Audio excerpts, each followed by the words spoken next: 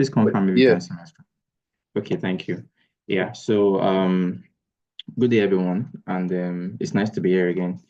So today we would be we'll be going over some things that we talked about last class, right? We're building on it, and then so these are the list of things that I plan to go over real quick today. So I mean the recap of the last class for those of us that were not there, cryptocurrency, wallet and secret phrase, and transaction and gas. And at the end of the day, we'll learn about layer one and layer two. So in our next class, we'll be talking about we're going briefly deeply into smart contract, and would be deploying a smart contract on a testnet environment in our next class. That will be next Sunday, right? So briefly, yeah. So last class, we went over, what Web3 is. We went over what the blockchain is, right? And we talked about Web 1 and Web 2 as well. So we talked about how Web 1 was the early phase of the internet, that it was, you could only read on it, right? Just like the newspaper. And we talked about how Web 2 came into light, where Web 2 built on Web 1, right? So with Web 2, we could now read and then interact with it, right? Like what we have now, where we are, interacting with social media, interacting with ourselves on the internet as well, right? But it had a drawback, and that was the centralization aspect of Web 2, right? So we talked about how, certain entities control what we do on Web 2, and they control our data. So, I mean, we could imagine this is an example that I think all of us might relate with, how we would have, talked about something with a friend, or probably have had a chat with a friend, or probably even Google search about something that I want to get with a friend. And the next thing you would know, when you're surfing through the internet, you start seeing ads pop up based on what you've talked about, probably on a call or maybe via a chat, or maybe what you've Google searched or something.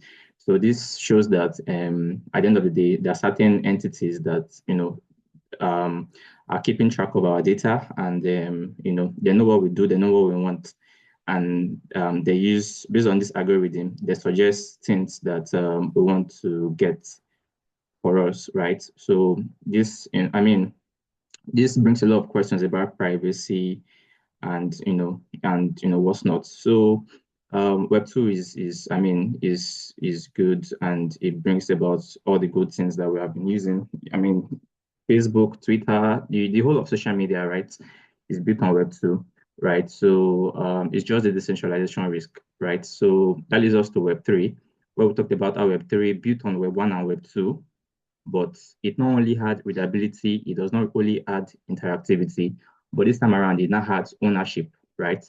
So basically, we are in control of our data, and we control all the things that we do. Basically, like how do I say this?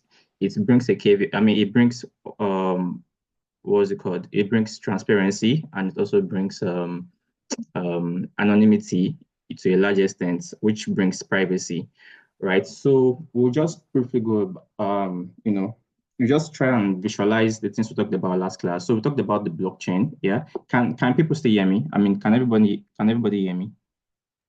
yeah. Okay, great. So we talked about the blockchain. How the blockchain is what's it called?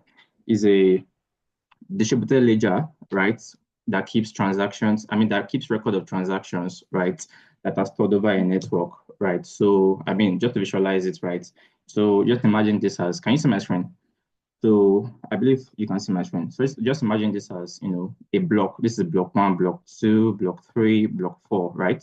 So we have, transaction here, transaction one, DX1, okay, let me see transfer 1 to 50. For instance, we have transaction 51 to 100. Then we have transaction 100, I mean 101 to 150, right? And here we have transaction 151 to 200, right? I mean, so now because the blockchain here is a distributed ledger, that keeps record of transactions, right, in a block, right? And I'm visualizing this something like this now. This is block one. It's by the way, one of the characteristics of block is that blocks keep the transactions that block and that a particular block, right, stores. It can store more than one transaction in a block. We can store multiple transactions in a block, but it is always capped, right? So, for instance, in this block, we have transaction 1 to 50. We have in this block 2, we have transaction 51 to 100, and so on, right? So, because this is a visualization of a blockchain that keeps record of transaction over a network, and then these transactions are linked together, right? Like they are literally linked together. So we can see what we have here is basically like a block that is linked to the next block, and the next block is linked to the next one after that. You get so the blockchain brings about transparency. It brings about immutability, and it also brings about one of the main features of Web3, which is decentralization. So immutability means that every record on this, for instance, on block one now, for instance, where we have transaction 1 to 50, right? I cannot overwrite transaction 25 in block one, for instance, right? Let me just do a Ctrl Z. So I cannot overwrite transaction 21 in block one, and then take out transaction 55 in block two, and bring in transaction 21 in block one into block two. I don't know if you get what I mean. I cannot, basically what I'm trying to say is that on the blockchain, I cannot tamper with the data on the blockchain as far as, because the blockchain is a distributed ledger that keeps record of transactions, right? As far as a transaction is stored on the blockchain, it cannot be overwritten. It cannot be, it is immutable. So basically everything that is on the blockchain or everything stored on the blockchain is there forever, right? So it is decentralized. I mean, there is no form of control over the blockchain, right? It is transparent. So because it is decentralized and it is immutable, this brings about transparency. So basically, just to show you guys something, on the blockchain, for instance, this is what's it called? For those that may be confused, you may go to, I would really advise that you check out the previous class on Brightflare YouTube channel. So you can just type in, okay, you can just type in Brightflare Academy Web3 class, and I guess you would see the first class, so you guys will understand. So this is Etherscan, right? This is an explorer that we can use to see the list of transactions over the Ethereum blockchain, right? So we talked about the blockchain, right, being a distributed ledger that stores transaction, or okay, let me just say, just picture it as a record keeping system, right, that stores record of transactions, right? So and on this record keeping system, it is, as far as a particular transaction has entered into the blockchain or entered into a block, it cannot be written out again. It cannot be overwritten. You cannot cancel a transaction, right? So basically, let's just check out how do I do this? Okay, yeah, it's gone away. So I'm coming. Okay, so let's check out Ethereum, right? So yeah, we could see on this what's it called, on this platform, which is Etherscan, we can see the list of transactions that are happening right now, right? So when transactions want to get added to the block, like in this case where we're adding transaction 1 to 50, for instance, or you know what? Okay, let me just explain it this way. Let me say all of us in this class, for instance, let's say we are over 200 people in this class, right?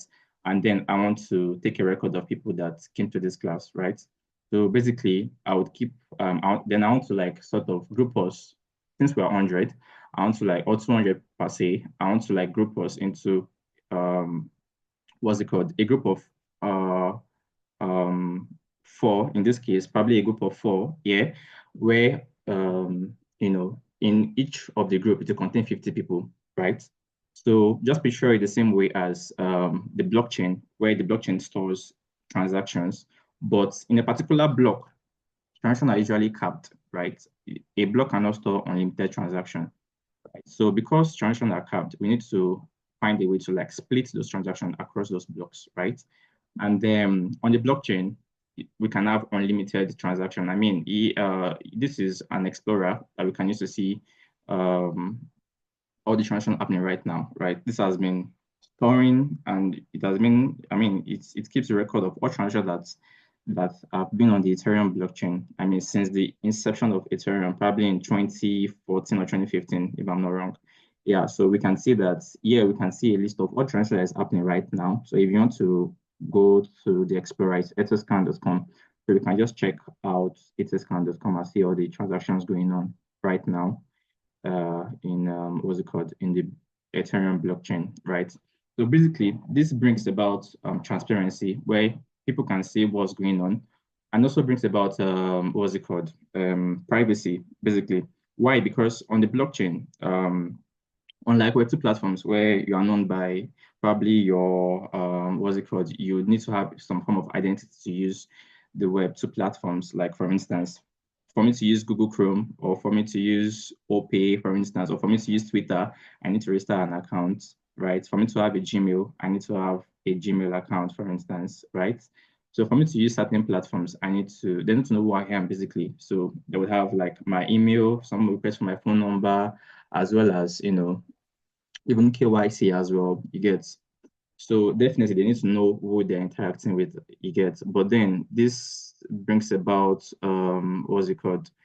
Um, it brings about what we talked about in the beginning of the class, where basically your privacy, do you really even have a privacy in the first place? You get like I said in the beginning of the class where we would have talked about things or basically just Google search something and say, okay, where to get, I mean, best sneakers to buy in 2025, right?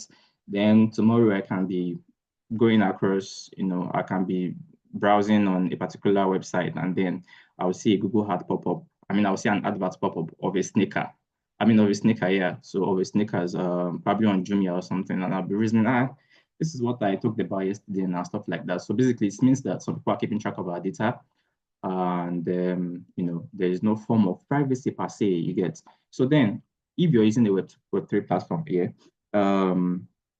what's it called? One of the main things to access what's it called, the blockchain is your wallet, right? So we talked about how wallets, every wallet that we create has a wallet address, right? So now I do not need to know that what's it called, on this place now, on this Etherscan where we can see the list of transactions on Ethereum. Um, all I had to do is I really do not know what this is, right? I just saw that this transaction is from this particular wallet address, and then it sent something to this particular wallet address. So basically, the only way the only way that you can be identified on the blockchain, you can't even be identified, but the only way you can be tracked, so let's say tracked, no, that's not the word, but okay, just like how we on Twitter, right, or on Web2 platforms like TikTok, Facebook, TikTok. Are you guys still there? Can you hear me?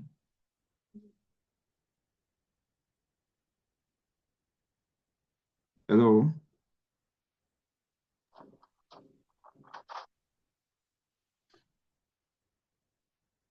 Hello, guys. Can anyone hear me?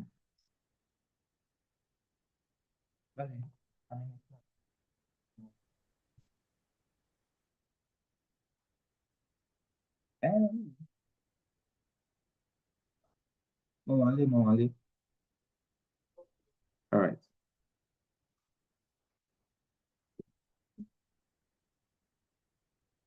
Yeah, yeah, I can hear you. I can hear Okay, you. guys. So I'm back now. Sorry. Um, my network took me out. Can you hear me now?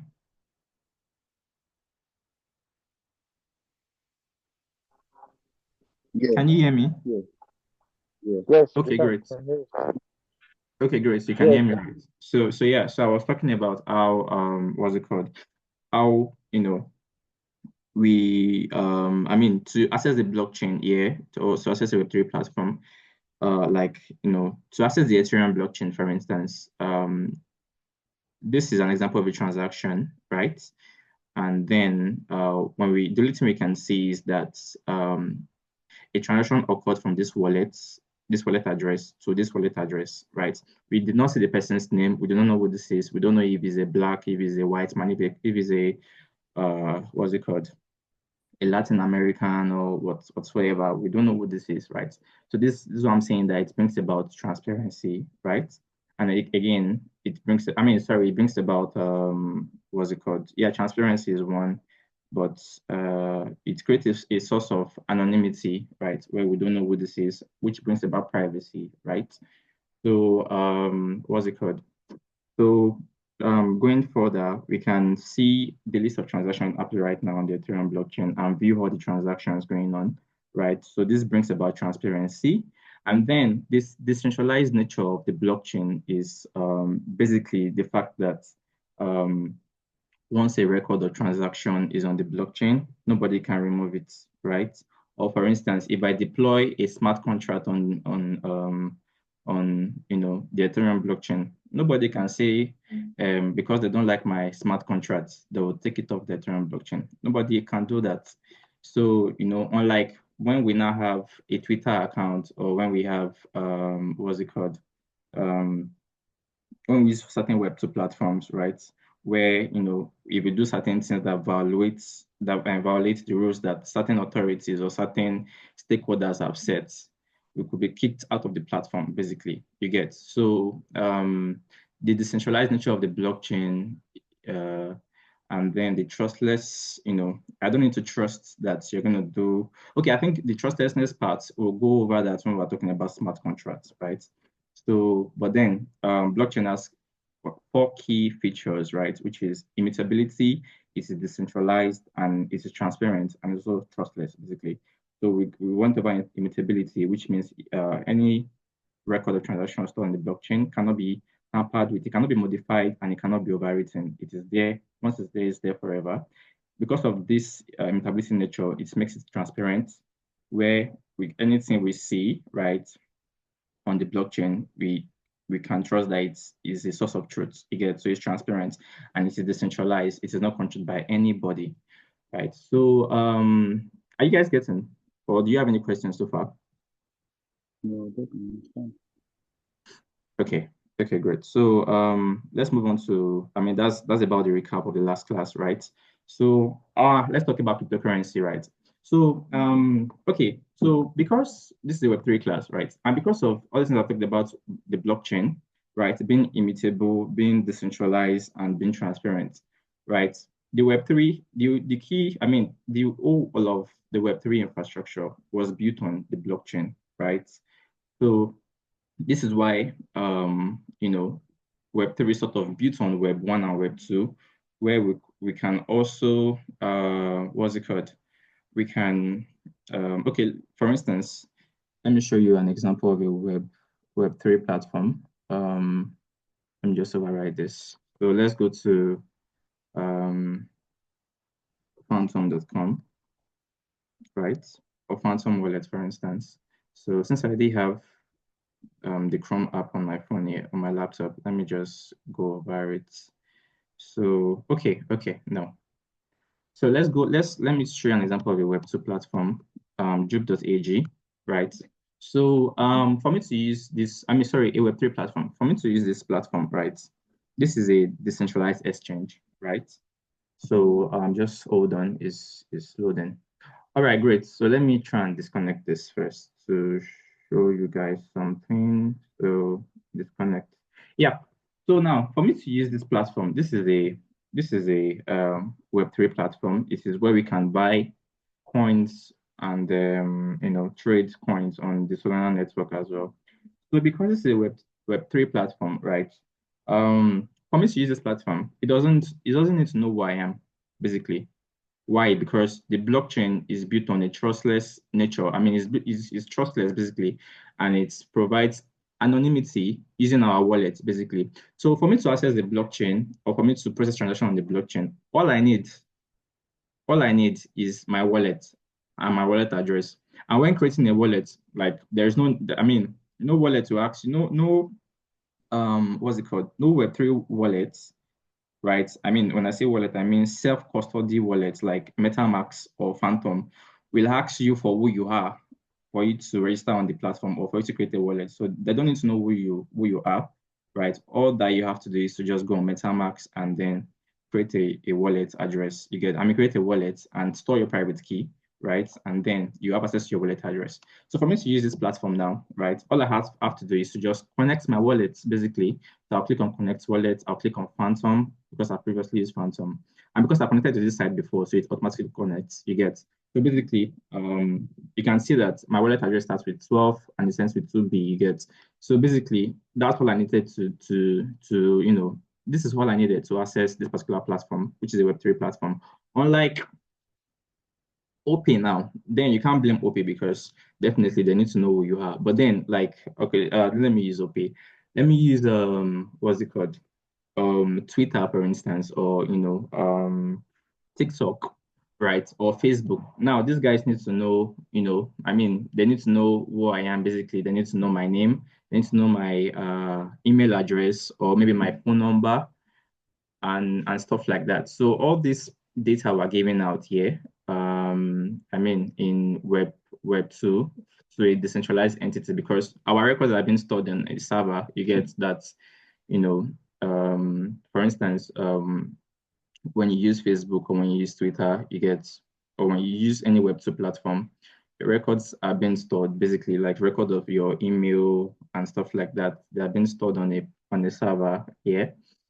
So basically, for me to use this Web3 platform, all I had to do was to create my wallet and then connect with my wallet. And further, if I had Sol here, I can swap Sol to USDC, which is a stable coin that is pegged to the United States dollars, basically.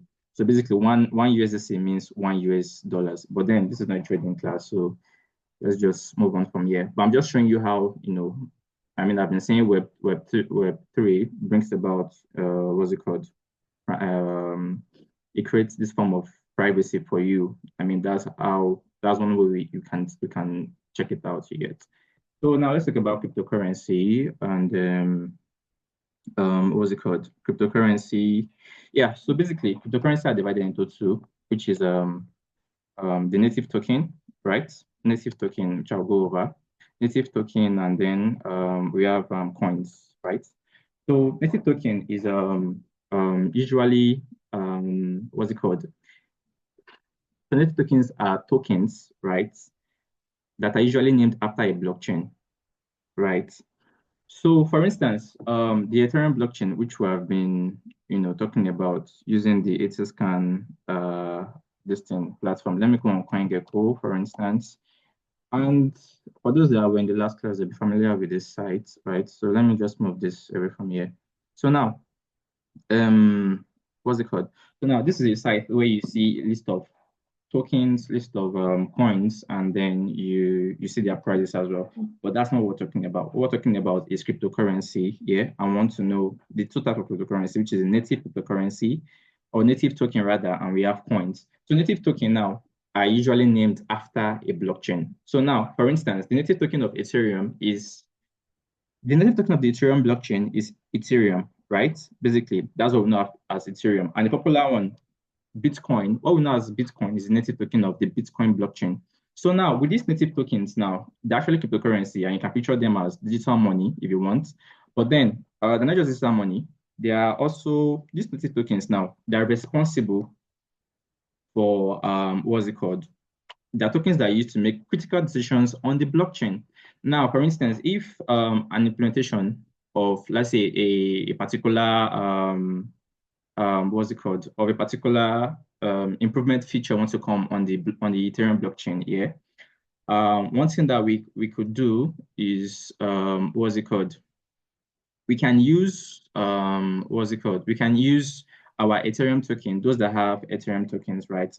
We can use the Ethereum token to vote if that decision should come in or not, basically. So the fact that you can use this tokens for governance over a particular network. So for instance, we can use the Ethereum token to vote certain proposals inside the Ethereum blockchain. You guys understand, yeah? Hello?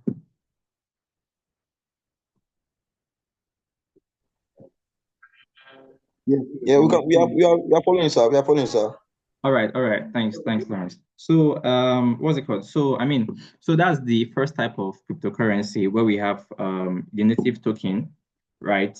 So you can use the native token. You can use the native token as a store of value. You can, if I believe in the Ethereum ecosystem or the Ethereum blockchain, I can decide to swap my Naira or convert my Naira into USDC and then swap USDT rather into Ethereum. So I can literally convert my Naira into Ethereum and then use to preserve my value. So it can be used as a store of value. It can also be used as what's it called? It can also be used to make critical decisions on the particular blockchain, right? So because it's a native token, and we're talking about Ethereum here. So because it's a native token of the Ethereum blockchain, I can have Ethereum in my wallet. And then if there is a decision that wants to be made, right, on the Ethereum blockchain, right, I can literally use it to vote.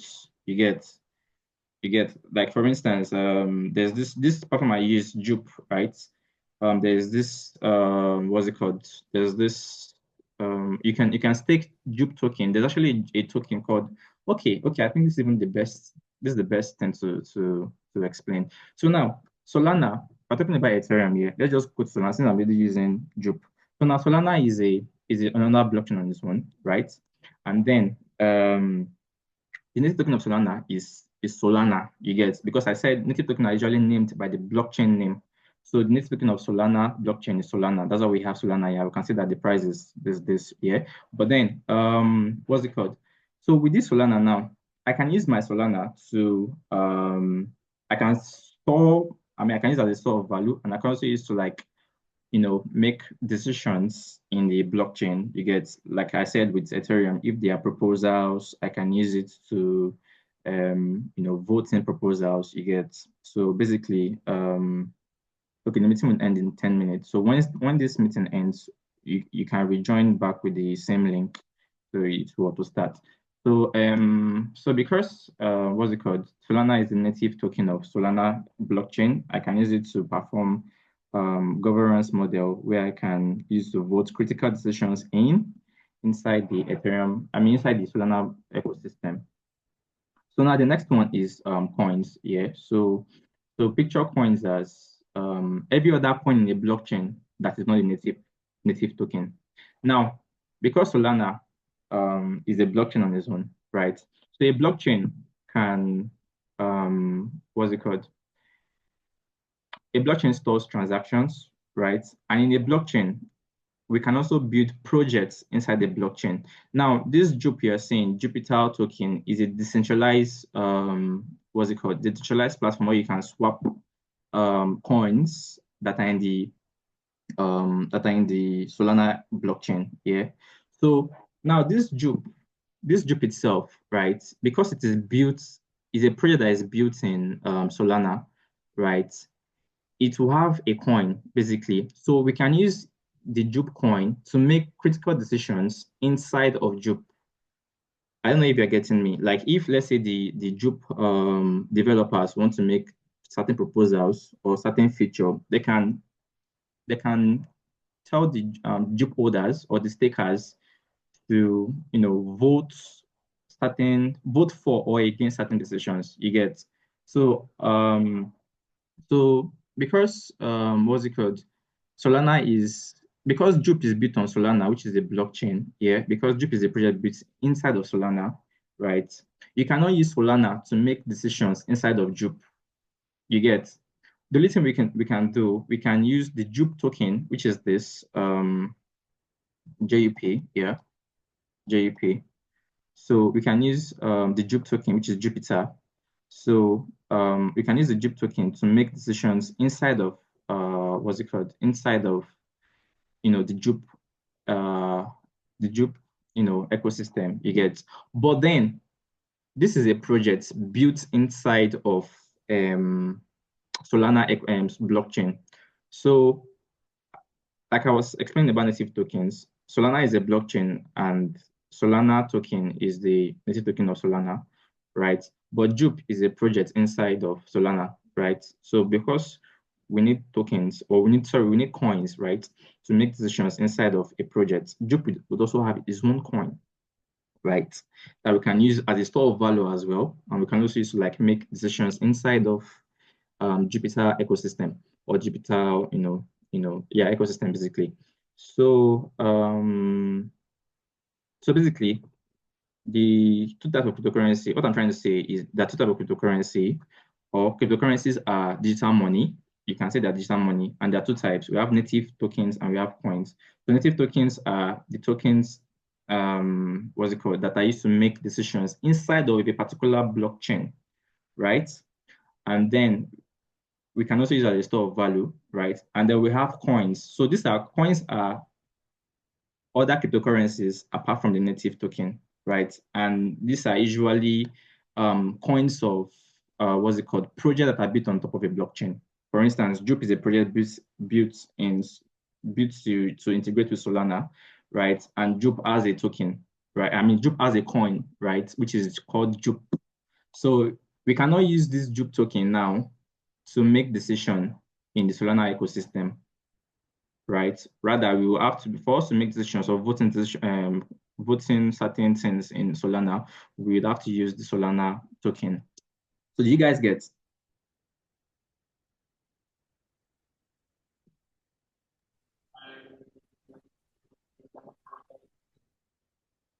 Hello, are we following?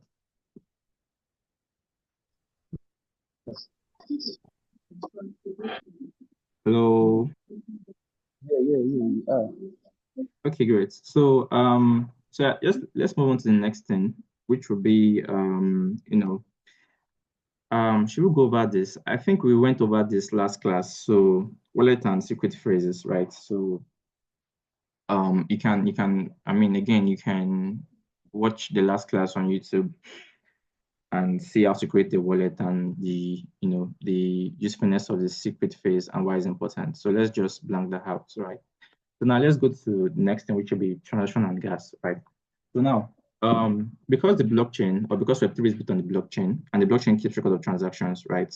So there's a so basically, we can perform transactions on the blockchain, and let's try and okay, to perform a transaction on the blockchain, you would need certain things here. You would need your wallet, which would be your address, wallet address, right? And you need the contract address as well, contract address. I will explain this. And you can also use a smart contract. Okay, no. So basically, you need wallet address and contract address to perform transactions on blockchain. So wallet address, that type of wallet address, we have what we call the EOA, which is the externally owned account. So this is like the MetaMask. Okay, let me see if I can go there. Let me just try and sign into another user here. I think I used Kiki the last time, so let me check. Is it this or this one here?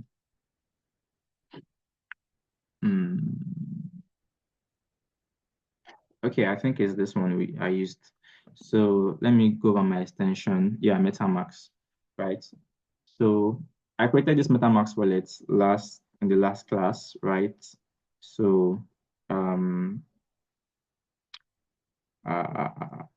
it's still coming up. Just hold on. Okay, great. So let me quickly. Okay. Oh, yeah. So now this is a wallet, right? This is a wallet, right? And this is what I'm talking about, wallet address. So basically, when I create this MetaMask wallet, and I get access to it, it generated the wallet address for me, and this is my wallet address here. So I can copy it here. So I was talking about let's go back to Obsidian. I was talking about what's it called, transaction on gas, and I was saying that transactions what's it called? Since the blockchain keep transactions, right? Then we would need to perform transactions, right, on the blockchain basically. And how can we perform transactions? We can perform transactions through certain interactions, and one of it is with our wallet, right? And we have two types of wallets. We have the externally owned accounts, and we have the contract address. So now, MetaMask, this MetaMask I opened for you guys, that I just opened, is an example of an externally owned account. It means that an account that somebody have ownership over, like me, for instance, my wallet, this wallet, I have the private key to the wallet, so I literally own the wallet you get.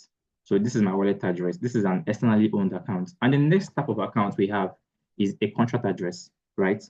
So contract address are usually, what's it called? The addresses of a smart contract, right? And we'll talk about smart contract in our next class. But then smart contract are, what's it called? These are like, how do I say smart contracts? They are self-executing, or you can say they are like a set of instructions or a piece of code that lists predefined instructions, and then people that interact with this, what's it called? People that interact with these smart contracts, right, do not have to like. Okay, let me go back again. Smart contract are, what's it called? They are basically like they're self-executing, yeah, and it's literally a piece of code. This is a smart contract. It's a piece of code, and it is used to, make it's. You can set certain functions in a smart contract, right? And then, if as far as a wallet interacts with this function, for instance, right, and it meets certain conditions, then certain things will happen. So you can just picture smart contract as what's it called?